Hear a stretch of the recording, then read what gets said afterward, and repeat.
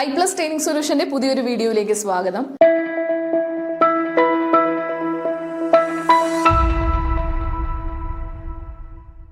Current അഫയേഴ്സുമായിട്ട് ബന്ധപ്പെട്ട ഒരു class ആണ് എടുക്കാൻ പോകുന്നത്.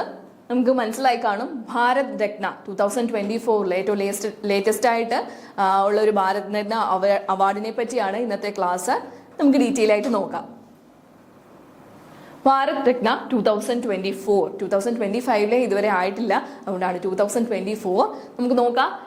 India's highest civilian honour, highest civilian ഏറ്റവും ബഹുമതി, ഇന്ത്യയുടെ ഏറ്റവും വലിയൊരു ബഹുമതിയാണ് ഭാരത് രത്ന എന്ന് പറയുന്നത്.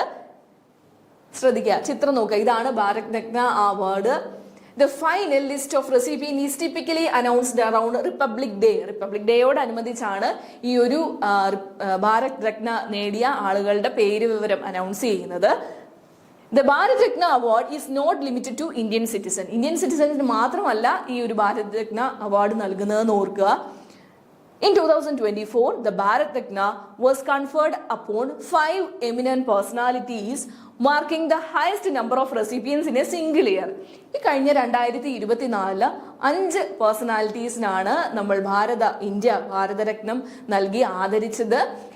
ഒരു വർഷം ഏറ്റവും കൂടുതൽ പേർക്ക് നൽകപ്പെടുന്ന ഭാരത് രത്ന ഈ ഒരു 2024 5 പേർക്ക് നൽകി എന്നുള്ളൊരു പ്രത്യേകതയും കൂടി ഈ 2024 ഭാരത് രത്ന അവാർഡിനുണ്ട്. നമുക്ക് നോക്കാം ആരൊക്കെയാണ് ആ ഒരു ഫേമസ് പേഴ്സണാലിറ്റീസ്, എമിനന്റ് പേഴ്സണാലിറ്റീസ് ആരൊക്കെയാണെന്ന് നോക്കാം. First one, Karpoori Thakur. Posthumous ആണ്, അതായത് മരണാന്തര ബഹുമതിയായിട്ടാണ് ഈ ഒരു ഭാരത് രത്ന അവാർഡ് കർപ്പൂരി ഠാക്കൂറിന് കൊടുത്തത്. ശ്രദ്ധിക്കുക, ആരായിരുന്നു?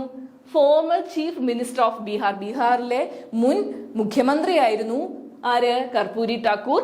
Champion of social justice and back class upliftment, ഏറ്റവും പിന്നാക്കം നിൽക്കുന്ന ആളുകളെ മുന്നിലേക്ക് കൊണ്ടുവരിക, അവർക്ക് സാമൂഹിക നീതി ഉറപ്പാക്കാൻ വേണ്ടി പ്രയത്നിച്ച ഒരു വ്യക്തിത്വമായിരുന്നു ആര്? കർപ്പൂരി ഠാക്കൂർ. അതേപോലെ റിസർവേഷൻ പോളിസി, ബീഹാറിലെ OBC ആളുകൾക്ക് വേണ്ടിയിട്ടുള്ള റിസർവേഷൻ പോളിസി ആർക്കിടെക്ട് ചെയ്ത് മുന്നോട്ട് കൊണ്ടുവന്ന വ്യക്തിയും കൂടിയായിരുന്നു മുൻ മുഖ്യമന്ത്രിയായ കർപ്പൂരി ഠാക്കൂർ. മരണാന്തര ബഹുമതിയായിട്ടാണ് അദ്ദേഹത്തിന് ഈ ഒരു അവാർഡ് ഭാരത് രത്ന നൽകിയത്. ഓർക്കുക. രണ്ടാമത്തെ വ്യക്തിത്വം ആരായിരുന്നു?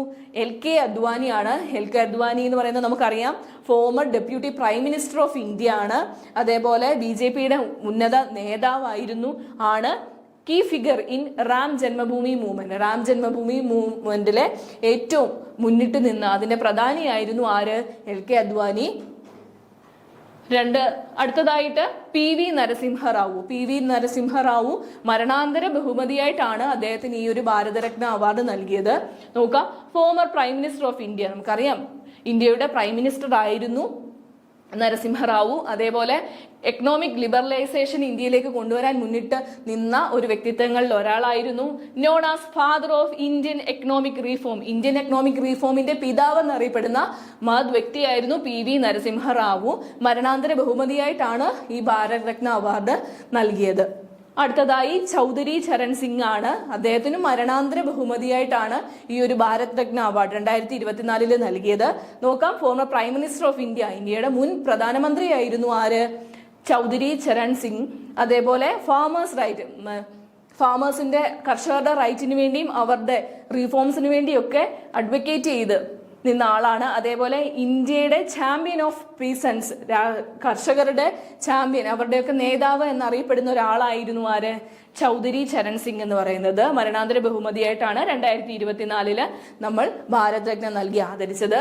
അതേപോലെ MS Swaminathan, father of green revolution ആണ് അല്ലെ, ഗ്രീൻ റവല്യൂഷന്റെ പിതാവ് എന്നറിയപ്പെടുന്നത് ആരാണ്? MS സ്വാമിനാഥൻ ആണ്. MS സ്വാമിനാഥൻ അഗ്രികൾച്ചറൽ സയന്റിസ്റ്റ് ആയിരുന്നു. ഫുഡ് സെക്യൂരിറ്റിക്ക് വേണ്ടിയും അതിന്റെ സുസ്ഥിരതയ്ക്ക് വേണ്ടിയും ഒക്കെ നിലകൊണ്ടുന്ന ഒരു മഹത് വ്യക്തിത്വമായിരുന്നു MS സ്വാമിനാഥൻ. ഈ 5 പേർക്കാണ് ഭാരത് രത്ന അവാർഡ് നൽകി 2024 ഇന്ത്യ ആദരിച്ചത്. ഓർക്കുക. Thank you.